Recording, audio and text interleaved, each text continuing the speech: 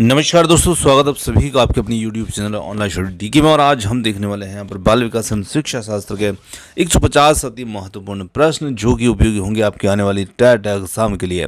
तो आइए स्टार्ट करते हैं और देखते हैं आज के हमारे बाल विकास एवं शिक्षा शास्त्र के 150 अति महत्वपूर्ण प्रश्न।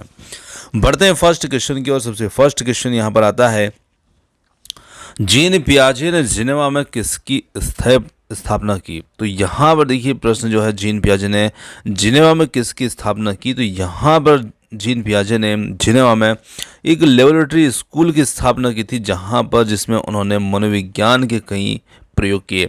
प्रश्न आपसे जैसे ये पूछा जा सकता है कि लेबोरेटरी स्कूल की स्थापना किसने की थी, कहाँ की थी, तो आपको ये चीज़ें ध्यान रखना है। आगे बढ़ते हैं अगले प्रश्न की ओर। अगला प्रश्न आता है, जीन पियाजे के द्वारा रचित जो पुस्तक है उसका नाम क्या है? तो उनकी जो पुस्तक है जिसका नाम है the language and thought of the child. यह पुस्तक उन्होंने 1923 में लिखी थी, जीन पियाजे के द्वारा रचित पुस्तक। आगे बढ़ते अगला प्रश्न आता है, यहाँ पर जीन पियाजे ने संज्ञानात्मक विकास को ध्यान में रखते हुए बालक की कितनी अवस्थाएं बताई हैं? यहाँ पर अक्सर इससे प्रश्न बनता है और हमेशा ये अवस्थाएं पूछी जाती है।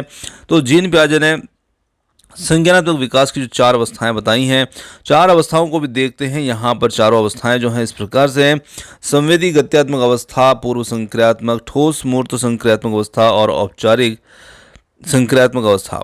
और इनकी जो अवधि होती है, समय अवधि, ये भी जरूर ध्यान रखिएगा। संवेदी जो गत्यात्मकता होती है ये जन्म से 2 वर्ष तक, पूर्व संक्रियात्मकता 2 से 7 वर्ष तक, ठोस मूर्त संक्रियात्मक जो है 7 से 11 वर्ष और ये 11 से 18 वर्ष तक। तो इस प्रकार से इनसे अक्सर क्वेश्चन बनता है। अगला प्रश्न जो है देखिए यहाँ पर फिर बना है, संवेदी गत्यात्मक अवस्था को और किस नाम से जानते हैं? तो जो सबसे पहली अवस्था है उसे इंद्रिय जन ज्ञान की अवस्था के नाम से भी जाना जाता है। तो इस प्रकार भी प्रश्न इसमें बनते हैं। आगे अगला प्रश्न आता है यहाँ पर अधिगम अनंतरण से, और अक्सर अधिगम अनंतरण से क्वेश्चन पूछते हैं और आपने देखे भी होंगे क्वेश्चन। तो अधिगम अनंतरण का मतलब क्या होता है?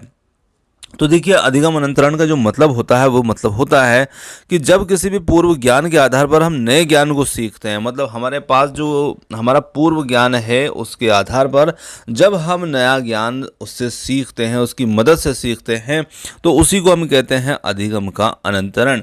जैसे कि साइकिल चलाने वाला व्यक्ति होता है वो स्कूटर चलाना जल्दी सीखता है, तो साइकिल उसको पहले से आती थी और उसका जो थोड़ा सा अनुभव है, उसका थोड़ा सा ज्ञान है, वो उसको स्कूटर में थोड़ी सी मदद करता है। तो ये है अधिगम अनंतरण का उदाहरण। आगे देखते हैं अगला प्रश्न, अधिगम अनंतरण कितने प्रकार का होता है? और अधिगम अनंतरण को देखें तो ये 3 प्रकार का होता है। तो यहाँ पर से देखें आप, अधिगम अनंतरण 3 प्रकार का होता है, जो कि एक धनात्मक होता है, एक शून्यतम होता है और एक ऋणात्मक होता है। अब धनात्मक, ऋणात्मक और शून्यतम मतलब जब वो चीज़ें फ़ायदा करती है, वो उसके सपोर्ट में चलती है तो धनात्मक होगा, उसके अपोज में चलती है तो नेगेटिव हो जाता है, और जब कोई फ़ायदा नहीं पहुंचाती है तो फिर वो शून्यतम हो जाएगा। तो नाम से इनके स्पष्ट हो जाती है ये चीज़ें। आगे देखिए धनात्मक अनंतरण जो है ये कितने प्रकार का होता है? तो धनात्मक अनंतरण जो है ना ये खुद 3 प्रकार का होता है। एक क्षैतिज होता है, ऊर्ध्वज होता है और एक द्विपार्श्विक होता है। तीनों अलग अलग प्रकार के हैं, तो ये 3 प्रकार का होता है। आगे अगला काफ़ी महत्वपूर्ण प्रश्न, गणित संबंधी विकार अक्सर पूछा जाता है। देखिए गणित में हम क्या करते हैं, कैलकुलेशन करते हैं, गणनाएं करते हैं, और गणना कैलकुलेशन जो है, एक कैलकुलेशन एक अंग्रेजी शब्द है। तो जब गणना करने, कैलकुलेशन करने में बच्चे को कठिनाई महसूस होती है, उसे परेशानी आती है, तो उसे डिसकैलकुलिया कह दिया जाता है और यही गणित संबंधी विकार बन जाता है। तो यहाँ पर डिसकैलकुलिया जो होगा गणित संबंधी विकार होगा। तो इस प्रकार से लेखन संबंधी विकार है। तो देखिए ग्राफ मतलब कि जो होता है लेखन या लिखना, छापना, जो भी कह सकते हैं हम। तो डिसग्राफिया जो है नाम से स्पष्ट हो जाता है, ये लेखन संबंधी विकार है। इसी प्रकार से पढ़ना, लिखना और बोलना 3 सात चीज़ें आ गई हैं। तो यहाँ पर डिस्प्रेक्शिया जो है ये कहा जाएगा लिखना, पढ़ना और बोलने संबंधी विकार को। तो विकारों से भी अक्सर क्वेश्चन जो है आते हैं। तो यहाँ पर अगला क्वेश्चन आता है, अवधान संबंधी विकार है उसको क्या कहा जाता है? तो इसे ADHD के नाम से भी जानते हैं। यहाँ पर आगे देखिए समावेशी शिक्षा किसे कहते हैं? तो समावेशी शिक्षा की बात करें तो समावेशी शिक्षा विशिष्ट बालकों के लिए बनाई गई नई शिक्षा प्रणाली समावेशी शिक्षा कहलाती है। तो यहाँ पर सीधा सा मतलब है समावेशी शिक्षा का कि जो विशिष्ट बालक हैं, सामान्य बच्चों के साथ साथ सबकी शिक्षा, सब बच्चे साथ शिक्षा ग्रहण करें, यही समावेशी शिक्षा का उद्देश्य है। आगे देखते हैं प्रतिभाशाली बालक किसे कहते हैं। तो यहाँ पर प्रतिभाशाली बालक जो है वो हम किन्हें कहते हैं, ऐसे बालक जिनका IQ 110 से अधिक होता है उन्हें प्रतिभाशाली कहते हैं। हालांकि इसमें जो कई कई जगह पर आप देखते हैं कि प्रतिभाशाली जो होते हैं उनका IQ जो 140 से भी ज़्यादा भी हो सकता है। किसी जगह पर किसी बुक में आप ये भी चीज़ें जरूर पढ़ेंगे। तो यहाँ पर जो है 110 दिया है इसमें। आगे देखिए पिछड़ा बालक जो है वो किसे कहेंगे हम। तो यहाँ पर 90 से कम जिनका IQ होता है वो पिछड़े बालक की श्रेणी में आते हैं। और यहाँ पर अलग अलग किताबों में हम देखें तो यहाँ पर थोड़े से आंकड़े जो हैं ऊपर नीचे हो सकते हैं, क्योंकि अलग अलग प्रकाशन अलग अलग तरीके से उन बातों को लिखते हैं।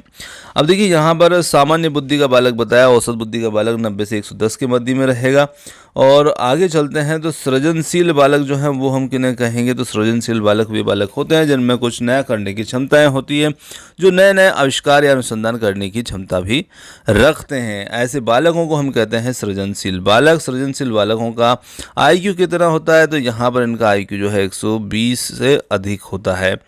आगे देखते हैं वंचित बालक किन्हें कहते हैं। तो वंचित बालक जो हैं ऐसे बालक होते हैं जिन्हें शिक्षा के उचित अवसर प्राप्त नहीं हो पाए, लेकिन पढ़ने लिखने की क्षमता रखते थे लेकिन वे शिक्षा से वंचित रह गए। जैसे कि कहीं कहीं आदिवासी क्षेत्रों के बच्चे हैं, मजदूरों के बच्चे हैं, भाई के बच्चे हैं, ऐसे काम करने वाले लोगों के बच्चे हैं। बाल अपराध की बात करें तो बाल अपराधी जो होते हैं वो कौन होते हैं। तो हम देखते हैं कि हमारे विद्यालय कक्षा के अंतर्गत कुछ बच्चे ऐसे होते हैं जो समाज के मान्य अधिनियमों का उल्लंघन करते हैं, ये बाल अपराधी कहलाते हैं। मतलब जो हमारे सामाजिक नियमों को नहीं मानते हैं या उनका उल्लंघन करते हैं। अब बाल अपराधी के प्रकारों को देखें तो यहाँ पर बाल अपराधी के कई प्रकार बताए हैं, जैसे कि चोरी करने वाले बालक भी हो सकते हैं, स्कूल का नुकसान करने वाले बालक भी हो सकते हैं, तोड़फोड़ करने वाले बालक भी हो सकते हैं, स्कूल में मारपीट करने वाले, हिंसा करने वाले, स्कूल के रिपोर्ट कार्ड में छेड़छाड़ करने वाले आदि हो सकते हैं। बाल अपराध बनने के पीछे क्या कारण हो सकते हैं। तो देखिए ऐसे बहुत से कारण होते हैं जो बच्चे को बाल अपराधी बना सकते हैं। यहाँ पर कुछ कारण दिए हैं, जैसे कि आनुवंशिकता भी हो सकती है, माता पिता से भी वो गुण सीधा आ सकता है, व्यक्तिगत आवश्यकताओं की पूर्ति ना होना, जब बच्चे को खुद किसी प्रकार की कोई आवश्यकता है और उसकी पूर्ति नहीं होगी तो फिर उसके लिए वो चोरी कर सकता है या कोई और आपराधिक कृत्य में वो जा सकता है। शारीरिक दोष, ऐसे दोष जो बालक हीन भावना से ग्रसित होने के कारण भी अपराधी बन जाते हैं। घर का वातावरण अशांत होने की वजह से बन सकते हैं।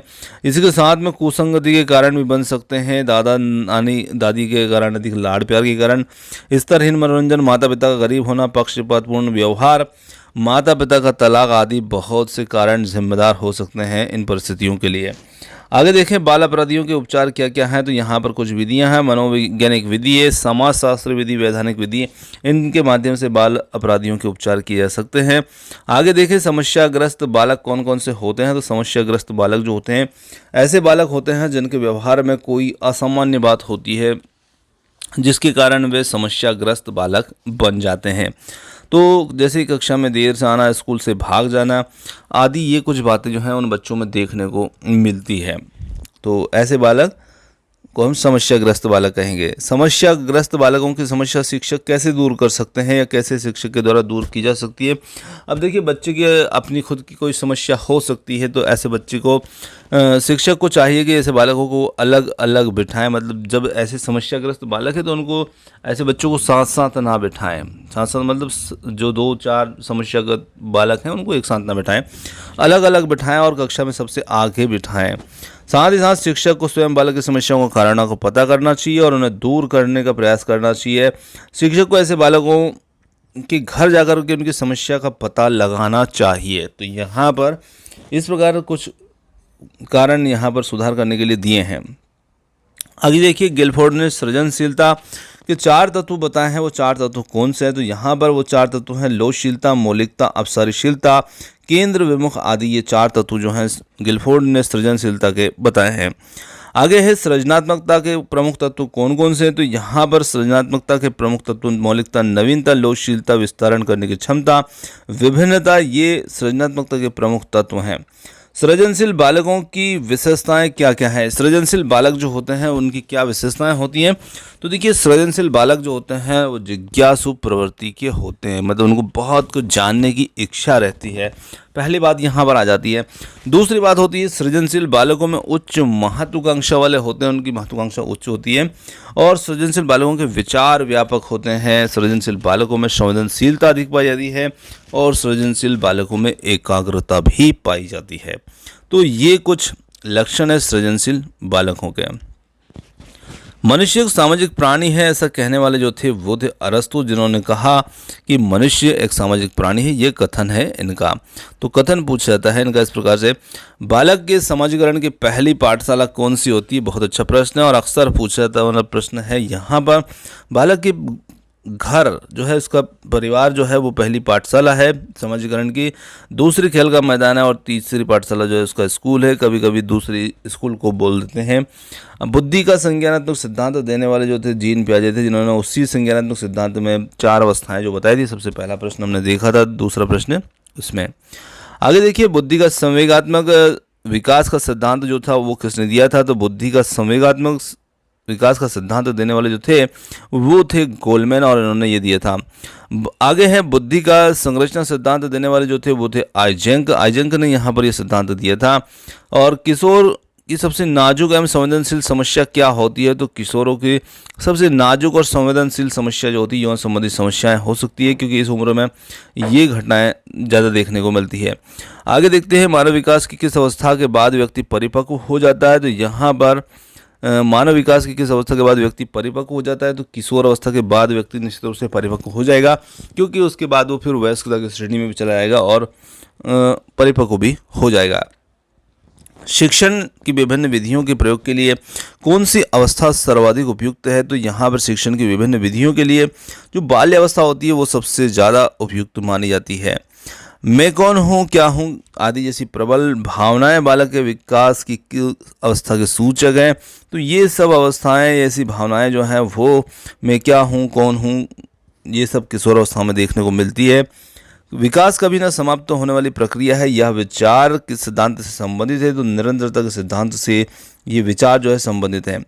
शिक्षा मनोविज्ञान एक भाग है। तो यहाँ पर शिक्षा मनोविज्ञान मानव व्यवहार का ही एक विज्ञान है, इसे मानव व्यवहार का ही एक विज्ञान कहते हैं। विकास प्राणी में प्रगतिशील परिवर्तन है जो निश्चित लक्ष्यों की ओर निरंतर निर्देशित होता रहता है। यह कथन किसका है? तो ये कथन देने वाले जो हैं वो ड्रेवर हैं और उनका ये कथन है। आगे बढ़ते हैं अगले प्रश्न की ओर। 6वीं कक्षा में पढ़ने वाले बालक का शब्द भंडार लगभग कितना होगा? तो यहाँ पर उस बालक का शब्द भंडार जो होगा लगभग 50,000 शब्दों तक का रहेगा। और आगे बढ़ते हैं, अगला प्रश्न आता है कक्षा 10 कक्षा में पढ़ने वाले बालक का जो शब्द भंडार है वो लगभग कितना हो जाता है? तो कक्षा 10 में पढ़ने वाले बालक का शब्द भंडार लगभग 80,000 शब्दों तक का हो जाता है। लड़का लड़कियों में से किसका शब्द भंडार अधिक होता है? तो यहाँ पर लड़कियों का शब्द भंडार जो होता है वो लड़कों से अधिक होता है। और भाषा को सीखने के साधन कौन कौन से हैं? तो देखिए, भाषा सीखने के साधन जो हैं वो कई तरीके से भाषा सीखी जा सकती है। भाषा के साधन वैसे यहाँ पर कुछ दे रखे हैं, जैसे अनुकरण के माध्यम से दोहरा करके भी सीख सकते हैं, खेल विधि के द्वारा भी सीख सकते हैं, कहानी सुनकर के भी सीख सकते हैं, वार्तालाप के द्वारा, प्रश्नोत्तर के द्वारा। ऐसे कई साधन है जिनके माध्यम से भाषा सीखी जा सकती है। लड़कियों संकेतों के द्वारा बात करना किस उम्र तक सीख जाती है? तो 6 वर्ष की उम्र तक ये संकेतों के द्वारा बात करना सीख जाती है। भाषा के विकास को प्रभावित करने वाले कारक कौन कौन से हैं? तो यहाँ पर भाषा के विकास को प्रभावित करने वाले कारक में यदि हम देखें तो लिंग, बुद्धि, स्वास्थ्य, जनसंचार का माध्यम, जनसमूह का प्रभाव, सामाजिक आर्थिक स्थिति, पारिवारिक संबंध, विद्यालय, आस पड़ोस के वातावरण प्रभाव आदि जो हैं कुछ कारक जो हैं ये भाषा विकास को प्रभावित कर सकते हैं। मनुष्य और पशु में मुख्य अंतर क्या है? तो मनुष्य और पशु में मुख्य अंतर जो होता है बुद्धि का होता है। मनुष्य में बुद्धि जो होती है उच्च और विकसित होती है। आगे है, बुद्धि को सबसे पहले किसने परिभाषित किया था? तो बुद्धि को सबसे पहले परिभाषित करने वाले जो थे वो यूनान के दार्शनिक थे, जिन्होंने बुद्धि को सबसे पहले परिभाषित किया था। आगे बढ़ते हैं, आधुनिक काल में सबसे पहले बुद्धि को किसने समझाया? तो अल्फ्रेड बीने ने सबसे पहले बुद्धि को समझाया 1904 में। मानसिक आयोग के माध्यम से बुद्धि को परिभाषित किसने किया? अल्फ्रेड बीने ने किया था। और इन्होंने बताया था कि जो बुद्धि होती है ना वो 2 प्रकार की होती है, जैसे कि मानसिक आयु बुद्धि और वास्तविक आयु बुद्धि। और इनसे भी अक्सर प्रश्न बनते हैं कि मानसिक आयु बुद्धि किसे कहते हैं, वास्तविक आयु बुद्धि किसे कहते हैं। अल्फ्रेड बिने किस देश के निवासी थे? तो ये फ्रांस के निवासी थे। अल्फ्रेड बिने किस विषय के प्रोफेसर थे? तो ये मनोविज्ञान के प्रोफेसर रहे थे। बुद्धि के दो कारक सिद्धांत जो थे वो देने वाले कौन थे? तो यहाँ पर अल्फ्रेड बिने और उनके जो सहयोगी थे, जिसमें स्टर्न, टर्मन और साइमन आते हैं उनके सहयोगियों की श्रेणी में, तो ये भी थे। बुद्धि के दो कारक सिद्धांत कौन कौन से? एक जी कारक एस कारक सिद्धांत का नाम आपने सुना होगा, काफी महत्वपूर्ण सिद्धांत है ये जी कारक एस कारक। बुद्धि के समूह कारक सिद्धांत। अब देखिए यहाँ पर है समूह कारक, बुद्धि का समूह कारक सिद्धांत, बहुबुद्धि। तो इसे बहुत सारे सिद्धांत हैं जो बुद्धि से जुड़े हुए हैं, जिनसे अक्सर क्वेश्चन बन रहे हैं। तो यहाँ पर समूह कारक की बात कर रहे हैं, तो थर्स्टन ने ये सिद्धांत दिया था और इनके अनुसार बुद्धि के 7 कारक होते हैं, जिसे समूह कारक सिद्धांत इन्होंने नाम दिया। बुद्धि का बहुकारक सिद्धांत किसने दिया? अब देखिए यहाँ पर थायरडाइक जो थे उन्होंने कहा था बुद्धि बहुत सारे कारकों से प्रभावित होती है, बुद्धि को बहुत सारे कारक प्रभावित कर सकते हैं, और थर्स्टन ने कहा था कि 7 करते हैं। तो ऐसे ये बहुकारक सिद्धांत है, और ये देने वाले जो थे वो थे थायरडाइक। बुद्धि का बहुबुद्धि सिद्धांत, बुद्धि का बहुबुद्धि सिद्धांत। अब देखिए बहुबुद्धि सिद्धांत जो है ये देने वाले जो थे वो थे गार्डनर, हावर्ड गार्डनर ने ये सिद्धांत दिया था। बुद्धि का तरल व ठोस सिद्धांत देने वाले जो थे वो थे आरबी कैटल, जिन्होंने बुद्धि का तरल व ठोस सिद्धांत जो था वो दिया था। आगे बढ़ते हैं। बुद्धि का प्रतिदर्श नमूना सिद्धांत जो था वो किसने दिया था? तो थॉमसन ने यह सिद्धांत दिया था, बुद्धि का प्रतिदर्श या नमूना सिद्धांत। बुद्धि को मापने के लिए मानसिक आयु संप्रत्यय किस विद्वान ने दिया? तो बुद्धि को मापने के लिए जो हम सूत्र लगाते हैं, जिससे हम बुद्धि लब्धि का सूत्र, आईक्यू का सूत्र कहते हैं, उस सूत्र देने वाले जो थे अल्फ्रेड बिने थे। 1905 में ये दिया था। मानसिक आयु क्या है? अब देखिए इन्होंने अपनी जो सूत्र था उसमें बुद्धि लब्धि के में उसमें मानसिक आयु, बुद्धि और वास्तविक आयु बुद्धि को शामिल किया। तो मानसिक आयु बुद्धि क्या है, तो या फिर मानसिक आयु किसे कह सकते हैं? तो यहाँ पर किसी व्यक्ति के द्वारा अपनी उम्र से ज़्यादा कार्य करना, मतलब बच्चे की उम्र या किसी की भी उम्र जो है उसकी उम्र से ज़्यादा उम्र के लोग जो कार्य करते हैं उस आयु को वो अपनी उम्र में ही करता है, तो वही उसकी मानसिक आयु कहलाती है। जैसे कि एक 10 साल का बच्चा जो है वो 20 साल के बच्चे के या 20 साल के वयस्क व्यक्ति के बराबर कार्य करता है, या उसकी लेवल का कार्य अपने 10 वर्ष की उम्र में करता है, तो उस बच्चे की मानसिक आयु 20 वर्ष हो जाएगी, मानी जाएगी। आगे देखिए यहाँ पर अल्फ्रेड बिने ने बुद्धि को कितने भागों में बांटा है? तो इन्होंने बुद्धि को बांटा है 3 भागों में, जिसमें मंद बुद्धि, कुशाग्र बुद्धि, औसत बुद्धि आदि 3 भाग यहाँ पर शामिल किए हैं। स्टर्न ने बुद्धि लब्धि आईक्यू को कब मापा और कौन सा सूत्र दिया था? तो इन्होंने जो सूत्र दिया था बुद्धि लब्धि का 1912 में इन्होंने बुद्धि लब्धि को मापा था, और एक नया सूत्र खोजा था जिसे बुद्धि लब्धि सूत्र कहते हैं। मानसिक आयु बटा वास्तविक आयु और गुणित 100 ये सूत्र इन्होंने ये दिया था। चलिए, भाटिया परीक्षण संबंध जो है वो किससे है? तो भाटिया परीक्षण संबंध जो है वो किससे होगा? बुद्धि को नापने से ही। एक और ये परीक्षण है वेस्लर परीक्षण का संबंध जो है वो भी बुद्धि को मापने से है। तो यहाँ पर वेस्लर, भाटिया परीक्षण आदि परीक्षण है। बुद्धि का विचलन, बुद्धि सिद्धांत देने वाले जो थे वो कौन थे? तो वेस्लर महोदय, इन्होंने 1960 में सिद्धांत जो था वो दिया था। डिस्लेक्सिया पठन संबंधी विकार है, पढ़ने संबंधी विकार है, और बहुत बार पूछा गया प्रश्न भी यह है। श्यामपट्ट शिक्षण साधन सामग्री किस समूह में हम रखा जा सकता है या किस समूह में रख सकते हैं? तो यहाँ पर हम कह सकते हैं कि इसे श्यामपट्ट को हम शिक्षण सामग्री के दृश्य साधन में रखेंगे। ये थोड़ा सा यहाँ पर मिसप्रिंट है, आप उसको ध्यान ना दीजिएगा। व्यक्तित्व एवं बुद्धि में वंशानुक्रम की रिक्त स्थान भूमिका होती है। तो व्यक्तित्व में एवं बुद्धि में वंशानुक्रम की नाम मात्र की भूमिका होती है। बुद्धि का तरल मॉजेक्स मॉडल जो है वो देने वाले जो थे केटल थे, आरबी केटल इनका पूरा नाम था। और शिक्षा में समावेशन का क्या आशय है? तो सभी विद्यार्थियों की शिक्षा मुख्य धारा प्रणाली में स्वीकार करना शिक्षा में समावेशन का आशय है। स्वयं की भावनाओं तथा संवेगों को नियंत्रित करने हेतु संबंधित बुद्धि को क्या कहा जाता है? तो देखिए, स्वयं की भावनाओं संवेगों को नियंत्रित करने संबंधित बुद्धि को कहा जाता है भाषाई बुद्धि के नाम से इसे हम जानते हैं। बिने साइमन परीक्षण किसके द्वारा मापन करते हैं? तो बिने साइमन परीक्षण के द्वारा हम मापन करते हैं। सामान्य बुद्धि का बिने के जो परीक्षण है वो बुद्धि संबंधित ही है। और मानसिक आयु के प्रत्यय का सर्वप्रथम प्रयोग किस विद्वान ने दिया था? तो ये भी देने वाले जो थे बिने साइमन ही थे।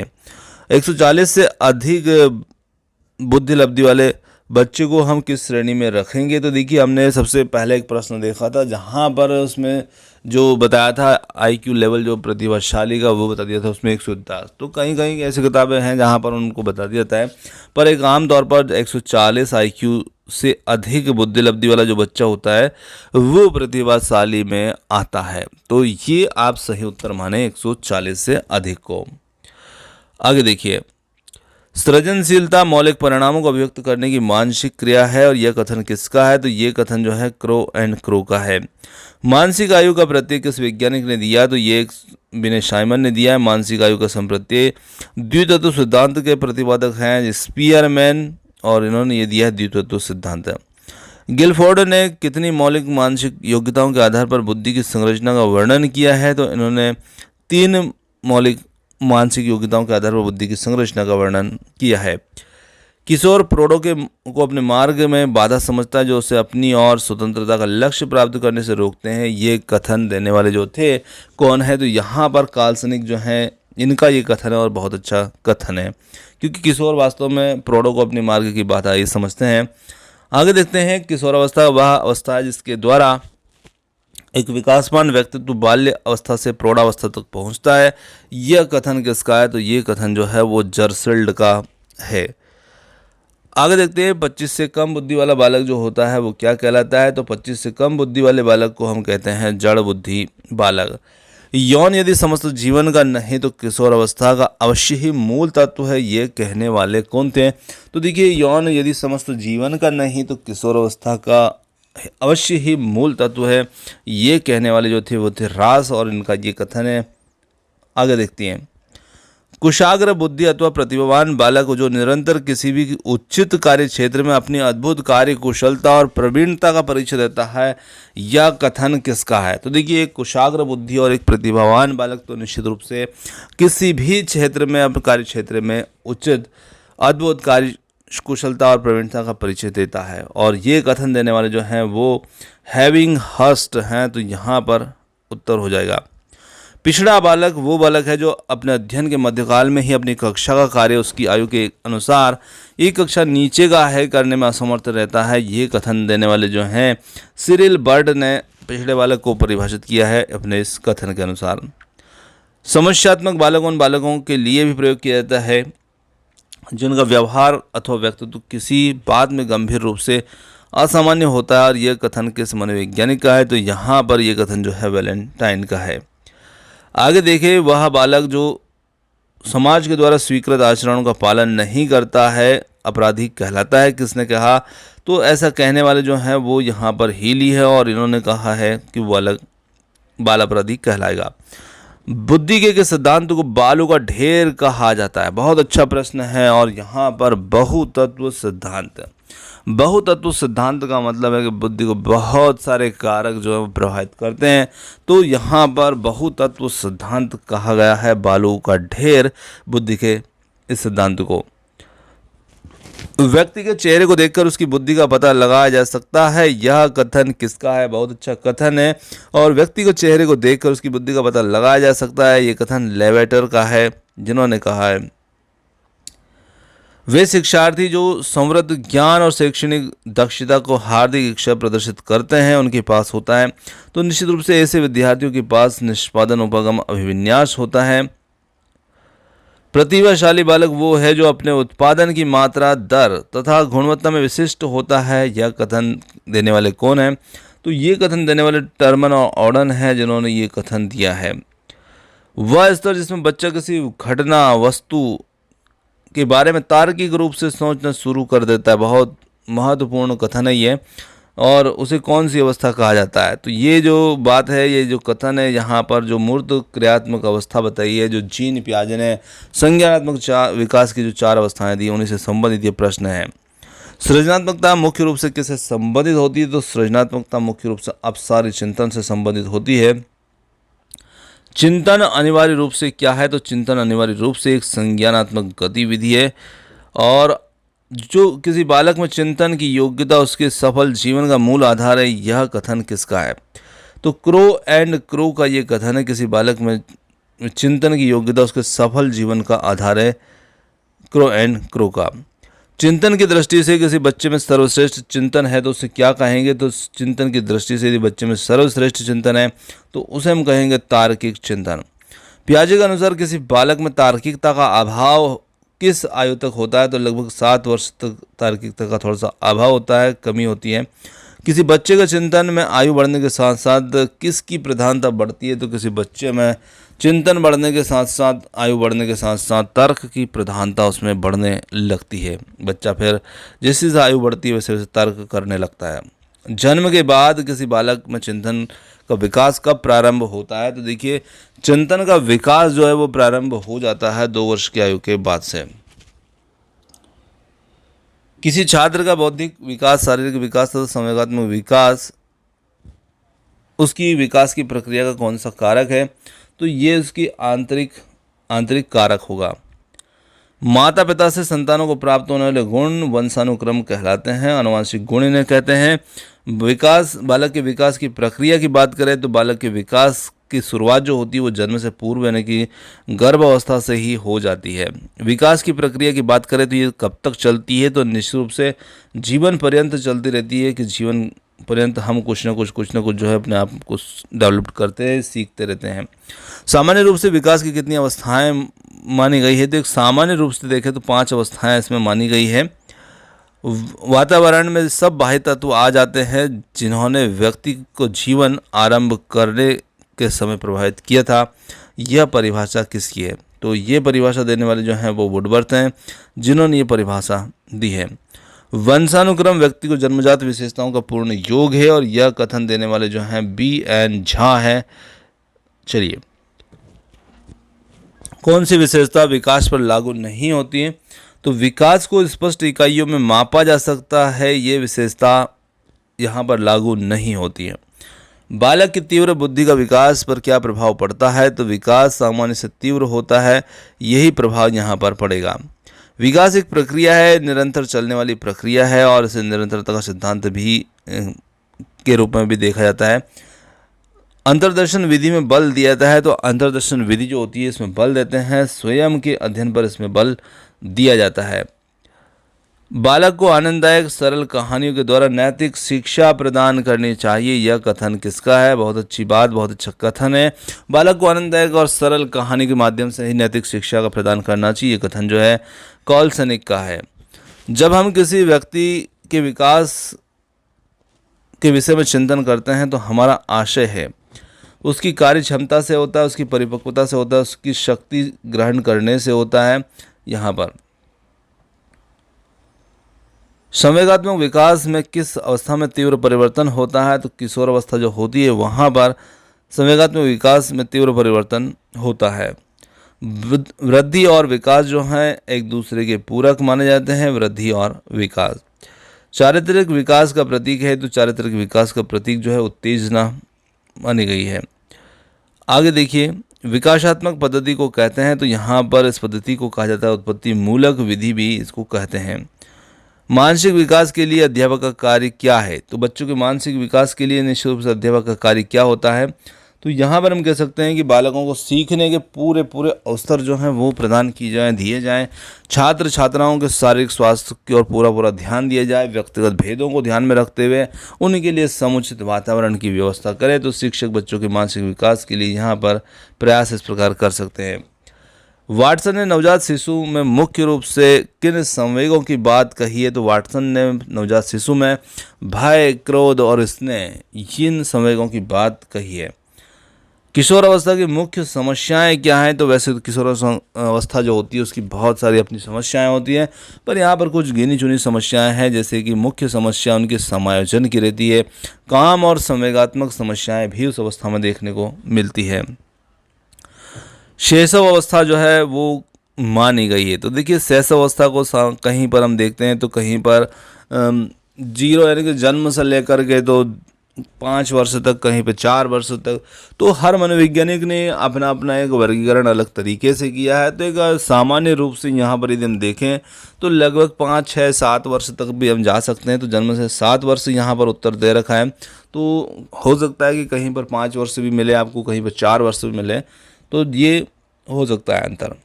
क्योंकि ये मनोवैज्ञानिक के अनुसार प्रश्न रहता है तो ज़्यादा सरल रहता है। बाल्यावस्था के लिए पर्याप्त नींद होती है, तो बाल्यावस्था के लिए 8 घंटे की नींद जो है वो पर्याप्त होती है। बालिकाओं की लंबाई की दृष्टि से अधिकतम आयु है, तो यहाँ पर 16 वर्ष जो है बालिकाओं की लंबाई की दृष्टि से अधिकतम आयु है। बालक के विकास को जो घटक प्रेरित नहीं करता है वह है, तो बालक के विकास को जो घटक प्रेरित नहीं करता है वह है वंशानुक्रम और वातावरण, दोनों ही नहीं। किसके विचार से शैशवावस्था में बालक में प्रेम की भावना काम प्रवृत्ति पर आधारित होती है, तो यहाँ पर सिगमंड फ्रायड के विचार से शैशवावस्था में बालक प्रेम की भावना काम प्रवृत्ति पर आधारित होती है। रास ने विकास क्रम के अंतर्गत किशोरावस्था का काल निर्धारित किया है, तो ये किया है 12 से 18 वर्ष। किशोरावस्था की प्रमुख विशेषता नहीं है मानसिक विकास, ये उसकी प्रमुख विशेषता नहीं है। बालकों के विकास की अवस्था का सबसे कठिन काल के रूप में माना जाता है, तो यहाँ पर सबसे कठिन काल माना जाता है किशोरावस्था को। उत्तर बाल्यकाल का समय माना गया है, तो उत्तर बाल्यकाल का समय जो है 6 से 12 वर्ष का इसमें माना गया है। बाल्यावस्था की प्रमुख विशेषता नहीं है अंतर्मुखी व्यक्तित्व, ये इस अवस्था की विशेषता नहीं मानी गई है प्रमुख।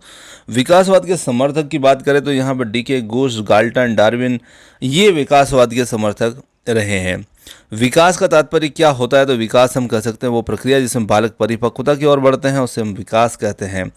स्किनर का मानना है कि विकास के स्वरूप में व्यापक व्यक्तित्व भिन्नताएं होती है। यह विचार विकास के किस सिद्धांत से संदर्भित है, तो निश्चित रूप से यहाँ पर ये व्यापक व्यक्तित्व भिन्नताएं होती है, तो व्यक्तिगत भिन्नता का सिद्धांत ही इस संदर्भ में है। मुझे बालक दे दीजिए, आप उसे जैसे चाहते हैं बनाना मैं उसे वैसा बना दूंगा, तो ये बालक मांगने वाले जो थे वो थे वाटसन, जिन्होंने ऐसा कहा था।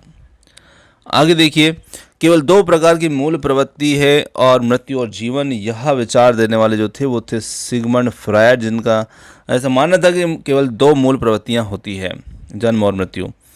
रुचि और मूल प्रवृत्तियों के स्वभाव संवेगों का स्वस्थ विकास हो सकता है, वातावरण जिसमें वो रहता है वो स्वस्थ हो। मूल प्रवृत्ति की प्रमुख विशेषता पाई जाती है, तो मूल प्रवृत्ति की प्रमुख विशेषता समस्त प्राणियों में पाई जाती है, यह जन्मजात एवं प्रकृति प्रदत्त होती है। विकास के परिणाम स्वरूप व्यक्ति में नवीन विशेषताएं और नवीन योग्यताएं प्रकट होती है, ये कथन जो देने वाले हैं वो है हरलाक, जिनके अनुसार ये कथन है।